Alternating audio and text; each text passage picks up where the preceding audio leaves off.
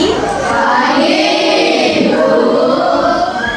Perkenalkan ya, nama Ibu Cynthia Tami. Ibu berasal dari kampus STKIP Pusada Katolik Sukasima. Pada hari ini, Ibu akan mengajarkan tentang teks prosedur. Kalian bisa lihat di gambar di sini. Lanjut. Nah, kalian tahu nggak di sini gambar apa? Nah, iya, ayam goreng.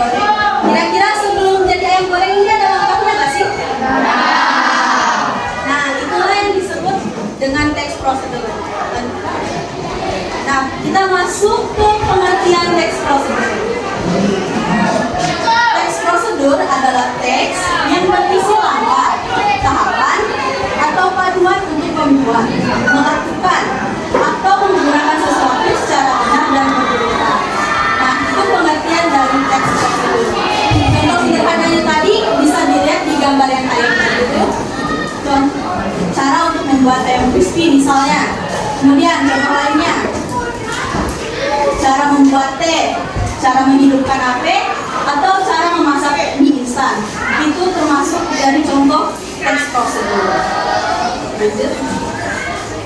Kemudian teks prosedur juga memiliki beberapa tujuan. Yang pertama, memberikan petunjuk agar pembaca bisa melakukan sesuatu dengan benar. Kemudian, menghindari kesalahan saat melakukan kegiatan. Dan yang ketiga, menjelaskan langkah secara jelas dan terurut. Jadi tujuan teks prosedur ini sudah pasti untuk memberikan petunjuk agar pembaca bisa melakukan sesuatu dengan benar dan tidak melakukan kesalahan. Kemudian di dalam teks prosedur ada terdiri dari 4 bagian utama. Ada 4 struktur. Yang pertama ada pendahuluan. Apa sih pendahuluan itu dalam teks prosedur? Jadi ada bagian pendahuluan teks prosedur. Awalnya itu menggambarkan untuk tentang apa yang kita akan buat dalam teks prosedur tersebut. Biasanya juga berupa 1 atau 2 kalimat pengantar. Kemudian fungsinya juga untuk memberi tujuan apa sih yang mau kita lakukan dalam teks prosedur tersebut. Contohnya bisa dilihat, bisa dipindahkan. Nah, contohnya itu ada di sini ya, di pendahuluan. Ini contoh dari pendahuluan. Ayam crispy adalah makanan favorit yang mudah dibuat di rumah. Berikut cara membuat ayam crispy yang ringan. Nah, ini terdiri dari 2 kalimat dalam pendahuluan tersebut. Oke, kemudian struktur yang kedua itu ada alat dan bahan. Apa sih alat dan bahan dalam teks prosedur itu?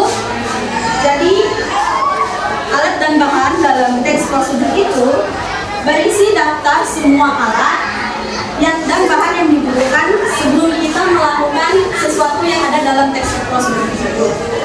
Biasanya juga ditulis dengan rapi dan berupa poin-poin. Bisa Kak geser lagi? Nah, contohnya seperti ini ya. Nah, tulisan hijau ini alat dan bahan. Ini ada poin-poinnya. Kemudian balik lagi. Struktur yang ketiga itu ada langkah-langkah. Langkah-langkah itu berisi urutan kegiatan dari langkah pertama sampai terakhir. Ditulis berupa berurutan memakai angka, biasanya 1, 2, 3. Kemudian biasanya menggunakan kalimat perintah. Contohnya Kak, bisa digeser lagi. Pada ini ada angka-angkanya dan beberapa menggunakan kalimat perintah juga. Contohnya seperti nomor 1, cucilah ayam hingga bersih. 2, lumuri ayam dengan bumbu dan biarkan selama 10 menit. Itu termasuk ke dalam kalimat perintah.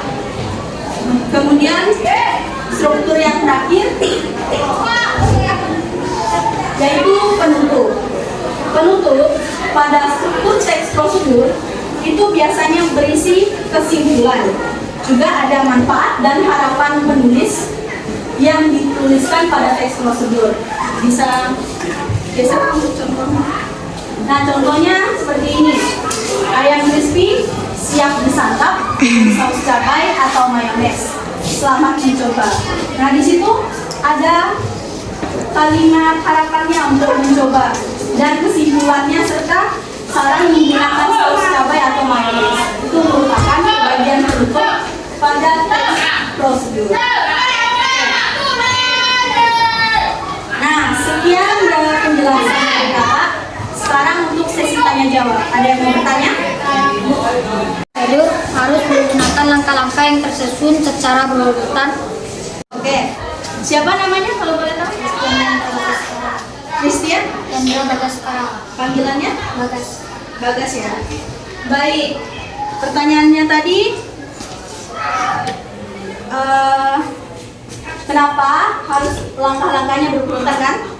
Karena dalam teks prosedur, bagian inti dari teks prosedur itu adalah langkah-langkah dalam melakukan apa yang ada di dalam teks prosedur tersebut. Jika langkah-langkahnya saja tidak berurutan, maka yang melakukan atau melakukan kegiatan dalam teks prosedur tersebut pasti akan gagal dan tidak berjalan dengan lancar. Nama saya Revina, saya ingin bertanya, apa risiko jika bagian alat dan bahan tidak dituliskan secara lengkap dalam suatu teks prosedur? Baik. Panggilannya siapa tadi? Revia. Baik.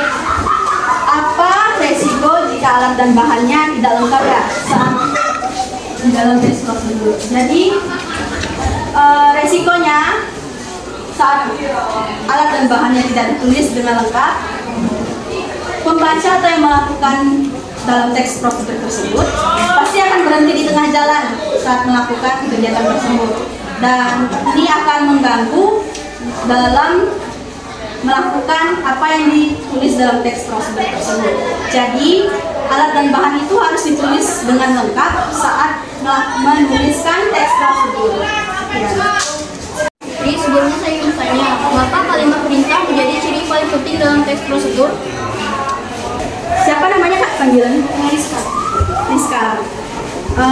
Mengapa? Karena fungsi utama dari teks prosedur itu memberi instruksi kepada pembaca. Jadi kalimat perintah itu pasti paling banyak berada dalam teks prosedur karena untuk memberikan instruksi kepada pembaca yang membaca teks prosedur. Nah, masih ada yang ingin bertanya? Tidak ada kan? Baik, sekian materi yang kakak sampaikan. Terima kasih atas kerjasamanya dan kakak juga mohon maaf jika kakak ada salah dalam penyampaian. Terima kasih. Selamat siang.